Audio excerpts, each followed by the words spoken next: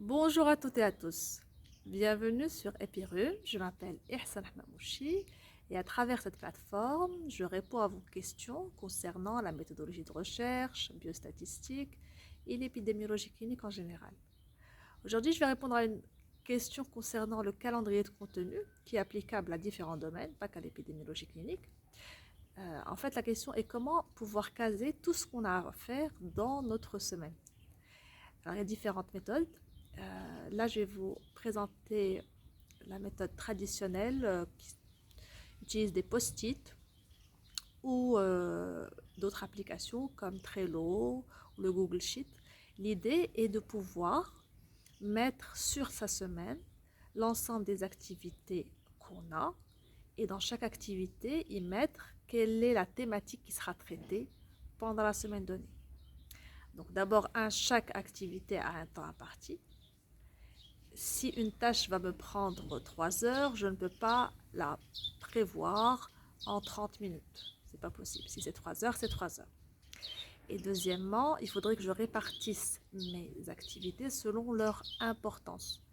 Ce qui est important et ce qui est urgent, comme on dit. Et ce qui n'est ni important ni urgent, voir est-ce qu'il faut vraiment le garder dans notre calendrier ou est-ce qu'il faudrait carrément l'enlever. Alors, pour ce faire, moi j'utilise une feuille et un papier et un tableau à feutre traditionnel qui va me permettre de changer à chaque fois l'emplacement des étiquettes parce que quand on fait un calendrier, il faut être conscient de 4 éléments. Un, il faut être objectif sur le temps imparti, donc la durée de la tâche. 2, il faut connaître nos limites de productivité. Même si on veut faire 4 ou 5 tâches en parallèle, on sait que ce n'est pas possible, donc on ne va pas les prévoir. Et 3, il faut rester adaptable et flexible selon le contexte.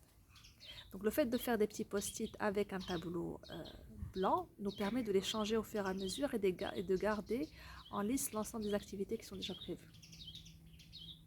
Donc en résumé, pour faire votre calendrier de contenu, votre calendrier d'activité, il faut être conscient du temps que va prendre chaque tâche. 2, il faut rester objectif par rapport à votre potentiel de productivité. Et 3, rester adaptable et flexible. Et on peut faire différents types de calendriers. Un calendrier qui va comprendre les différentes activités, donc les grandes thématiques, pour savoir que par exemple le lundi et le mardi j'ai consultation, mercredi, jeudi je suis en formation et ainsi de suite. Et un deuxième calendrier plus spécifique par projet où pour chaque projet je vais mettre quel est le temps que va me prendre les différentes tâches et essayer de les caser dans le calendrier. Et comme on dit en arabe, il n'y a aucune raison de faire ça veut dire bourrer le calendrier en se disant non, aujourd'hui je vais rajouter ça, je vais rajouter ça. Non, c'est pas une bonne méthode. Quand vous finissez les tâches que vous faites, il faut s'arrêter et se dire bien, aujourd'hui je suis contente parce que j'ai réalisé ce que j'avais prévu et vivez votre vie en parallèle. Voilà, donc c'était la vidéo d'aujourd'hui, j'espère qu'elle vous sera utile, n'hésitez pas à la partager et à vous abonner si vous l'avez appréciée et à très vite pour une nouvelle vidéo.